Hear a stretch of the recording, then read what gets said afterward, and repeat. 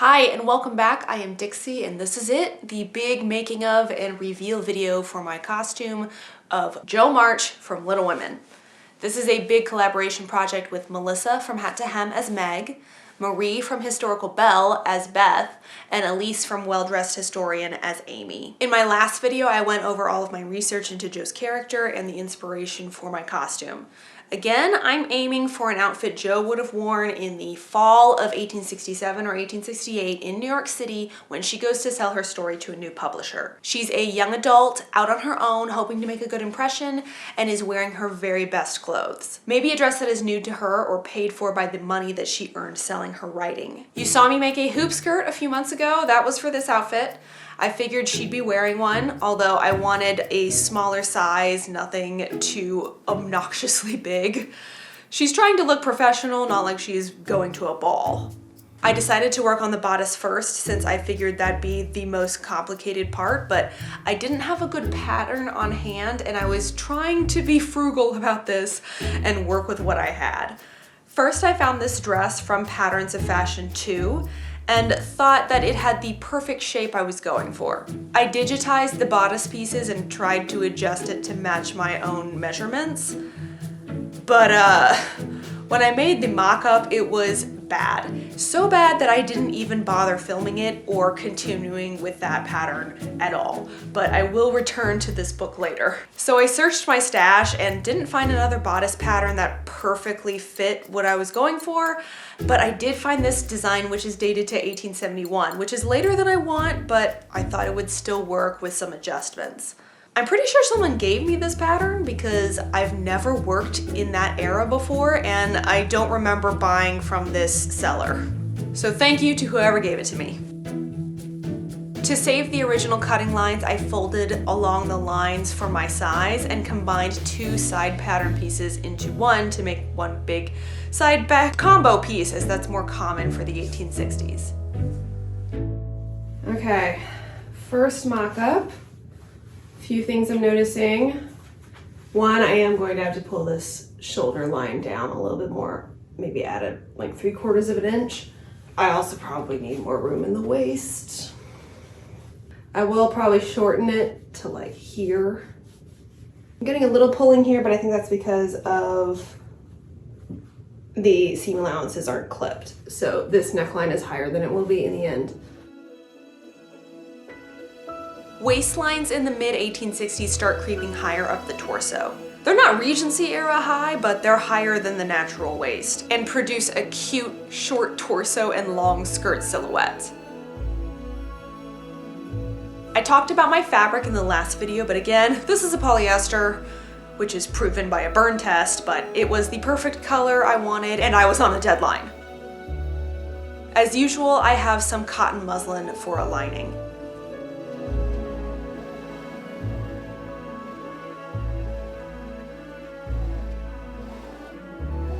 Assembly for this is pretty quick and easy, and we have a basic bodice done. Next came piping. Throughout the early and mid-Victorian period, most bodice seams were piped for both decoration and strength.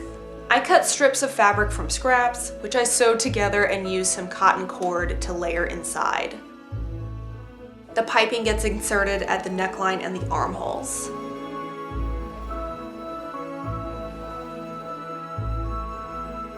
Clipping the curves helps the seam allowance to lay flat, and tacking it down to the lining keeps everything in place.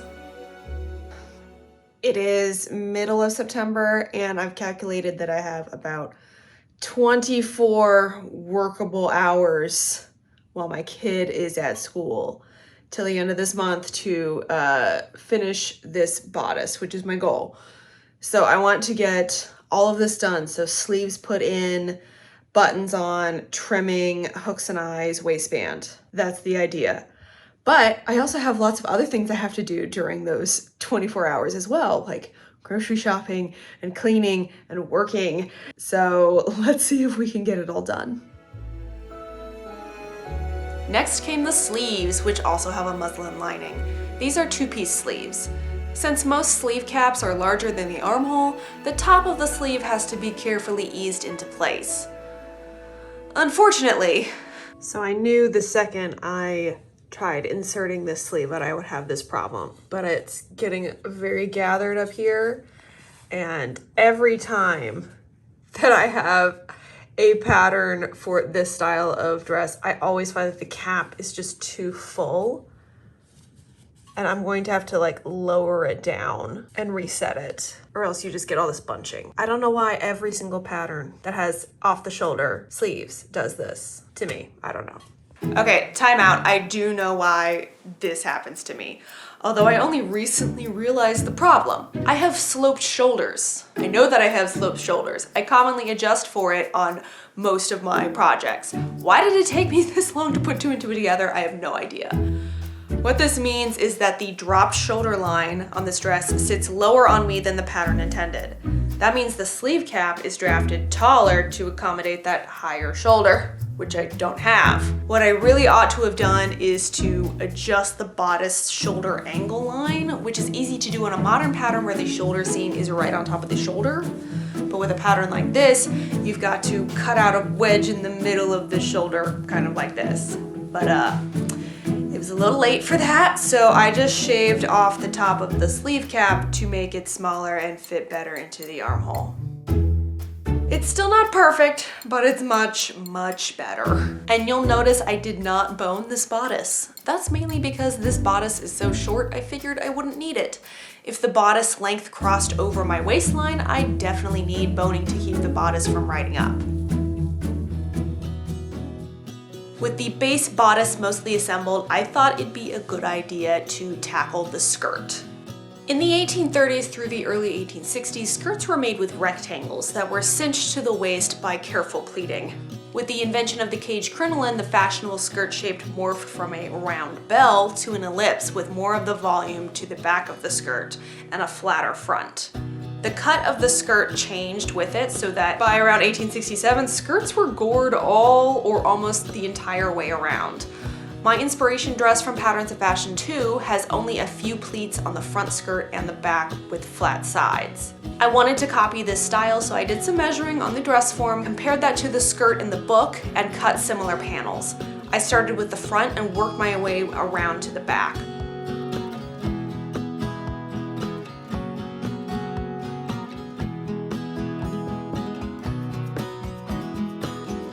I ended up with 6 total panels. This is a really easy adjustment if, say, you had a dress that was a few years old and you wanted to bring it up to date. You could easily change the skirt. One thing I knew I wanted in the skirt was a pocket. There's a bit in the book where Jo puts not 1, but 2 full manuscripts in her dress pocket. So I figured I have to have a pocket big enough to put a letter-sized piece of paper. I cut the pocket from muslin, but also cut 2 facings so that you wouldn't see the muslin if the pocket slip sits open.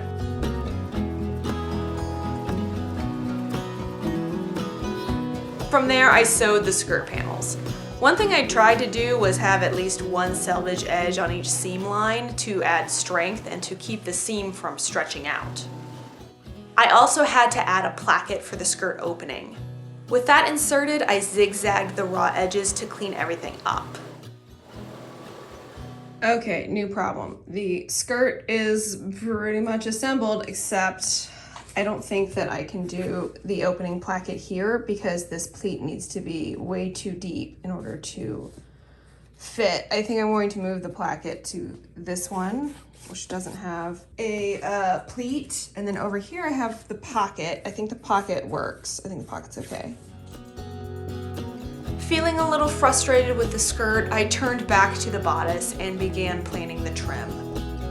I talked about my military inspiration in my last video, but I intentionally avoided any design based on real life, and I fiddled around until I found this angular shape that I liked. I think the 3 tiers help add to that triangular shape of the bodice. This is just some velvet ribbon I bought and I thought would go well with the red fabric. I just want to say these are not the buttons I'm going to use. I'm going to do fabric covered buttons, but this is kind of the idea of the placement.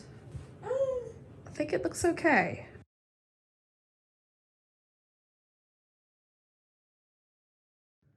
All right, this is the last week of the month.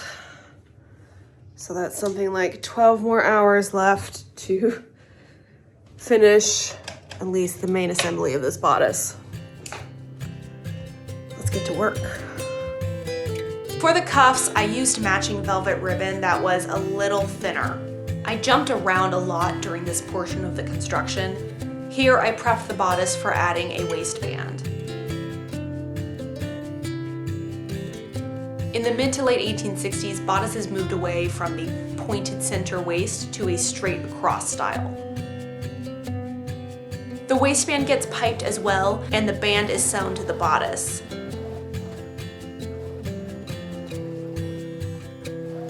Then I tacked all the seam allowances to the lining. Once I tried it on though, I realized that A, my trim didn't line up in one spot, and B, my waistband was a little off at the center front. So I fixed those issues off screen and finished up the other cuff detailing. And I quickly whipped up a pair of cuffs out of some linen scraps. These are mostly machine sewn, they're just rectangles, and they get hand sewn into the interior of each wrist. One thing I noticed when trying on the bodice is that these sleeves were a smidge too short. So I hoped adding extra wide cuffs would help disguise that. But when I was done, I discovered this. Yeah, I sewed those ribbons on backwards. I fixed that off screen as well. But my mood improved when some sewing supplies arrived. I got more wire for future bonnets, and 144 hooks and bars, which is what I needed to finish this bodice closure. I also bought a new thimble to try out, and my button molds. I chose to do a hook and eye closure for this dress with faux buttons on front. The hook side uses hooks pre-attached to a tape. For the bar side, I sewed those on one at a time, and this was a really dumb idea to sew these with white thread.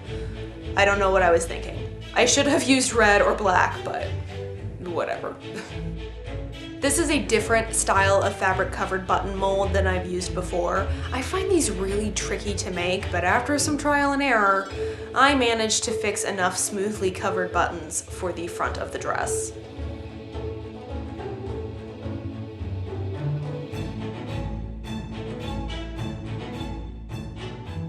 Well, I did it. I finished the front bodice buttons. That's the last thing I needed to do to at least be done with my goal. And since the skirt is mostly done, I actually want to go and work on the bonnet next. I still have some more details I want to do to this bodice, but as it is right now, if I don't do anything else, I still have a solid bodice that I can use. But if I spend all my time working on the rest of this, well, then I don't have a bonnet, and then what am I gonna do with my head? So I started making the bonnet at this point, but that process was really long.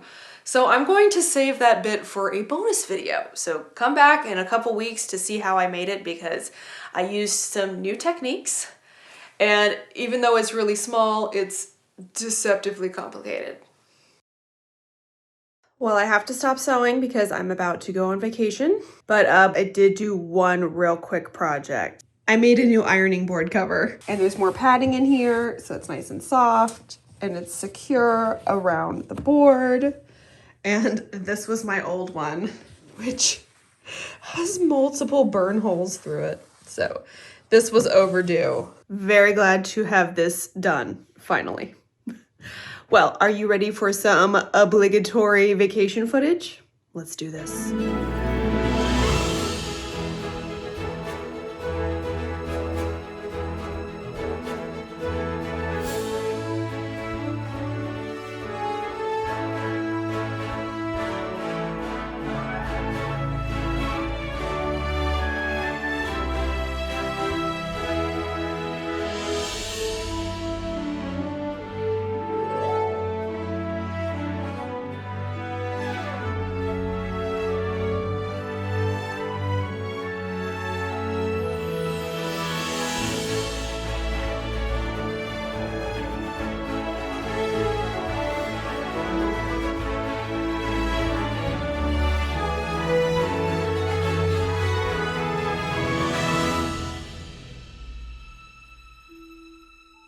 It has been over a week since I got back, and I have done nothing on this project since then. I've been working on a bunch of other things like my kid's Halloween costume or the video that's supposed to come out next month, which will be last month by the time that you see this. But it's time to get back onto this. So the first thing I'm gonna do for the skirt is take off the full front panel, even though I already zigzagged the raw edges. So I'll probably just slice off that edge rather than unpicking it, and then reform the front panel to fit the front waistband better. I sewed the skirt back up again and cut a waistband with an interlining of cotton organdy for stiffness. After I sewed that on, I trimmed the width of the waistband because it was way too thick, and then folded it over and sewed it in place, encasing the raw edges of the skirt waistline inside. I also finished up the placket with hooks and eyes. So remember how I said I didn't want to bone the bodice? I think I might need to bone the bodice. I used some pre-covered plastic boning, which I filed down and stitched in place just directly on top of the lining, and I think it smoothed out the lumpiness that I was getting at the top of the darts.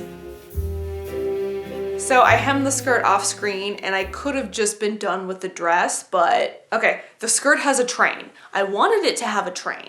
That was the dominant fashion at the time for nice dresses, and in the chapter Calls, Jo wears a dress with a train. But I don't want to be dragging my train through the dirty, muddy streets of New York City. So I thought, what if I looped up my skirts? This was a style more popular in the early half of the decade and was commonly worn when a woman was doing outdoorsy things like going to the seaside or playing tennis or walking. In that same chapter, Jo and Amy talk about looping up their skirts. This would give me the option to wear the skirt up or down, but it does mean that I would need to make an under petticoat to match. Luckily, I have a lot of fabric left over, but not enough to waste on a full skirt. Instead, I crafted a two-tiered skirt with the upper half made out of muslin.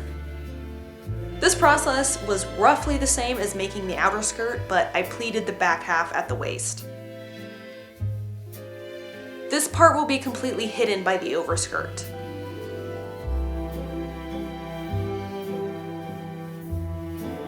For the lower tier, I took panels of my red fabric and sewed them into a tube. Then I gathered the top edge and attached that to the muslin top skirt. I made this red tier extra long because I wanted a 5-inch deep hem, which I quickly sewed by machine. Then layered more of the thick velvet ribbon on top to hide that stitching. And I didn't bother sewing this part by hand because no one's eyes are going to be that close to my feet. For the looped effect, there are a couple ways to do this. One is with an exterior belt with ribbons that hoist up the hem, which I tried with some of my velvet ribbon, and I decided that I hated how that looked, so I went on to plan B, which is a system of rings, or in my case, eyes from the hooks and eyes, sewn into the interior allowance of the skirt and threaded with cording. In my case, my handy-dandy twill tape.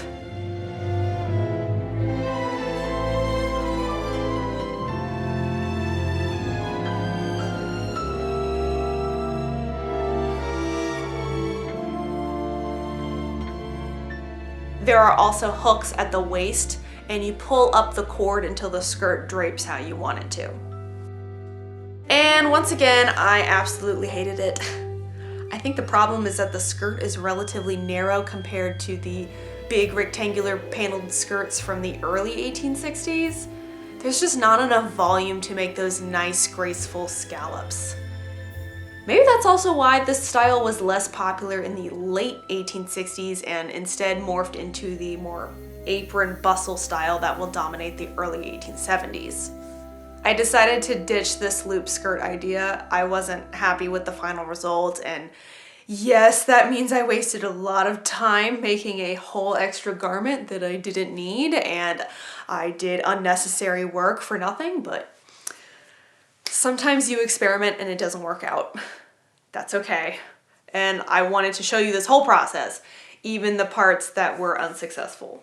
But that does mean that we are not ready for the reveal.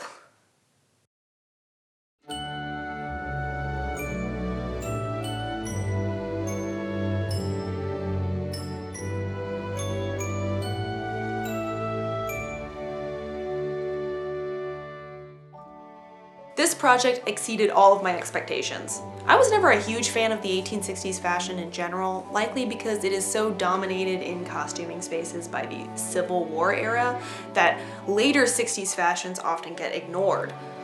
I really love the evolution of this later style. The sleeves are slimmer, but still have a dropped shoulder. The slightly higher waistline is one of my all-time favorite fashion details, and it really highlights the hourglass shape with the extra long triangular skirt. The elliptical hoop is elegant and not too big. This feels like what Jo would wear to impress a potential employer. An adult dress for a young woman fresh out into the world and wanting to make a name for herself on her own terms. It's not overly dressy, and it's practical enough to walk through a city street. Turns out I probably didn't even need to loop up my skirt. At the last minute, I switched shoes for ones with a heel, and now the skirt barely grazes the ground in the back. So, oh well. One thing I noticed during this photo shoot, the pocket in the skirt was so big it wrapped all the way around across my front and was tugging where it attached to the seam line and then to the waistband, causing a diagonal ripple across the front skirt panel.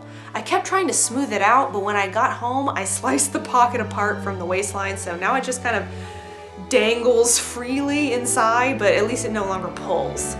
I wore this costume again to a Little Women themed holiday party hosted by Laura Ingalls Gunn and Tiffany from Stitch and Addiction, and the pocket behaved much better. I'll link to their channels and socials below. Once again, thank you to my Little Women collaborators, Melissa, Marie, and Elise. Please go check out their projects, which I will link to below. I'm so excited to see what they make. And come back in a couple weeks for my making of video for my bonnet. Thank you for coming with me on this Jo March journey and for liking and subscribing. And until next time, happy sewing.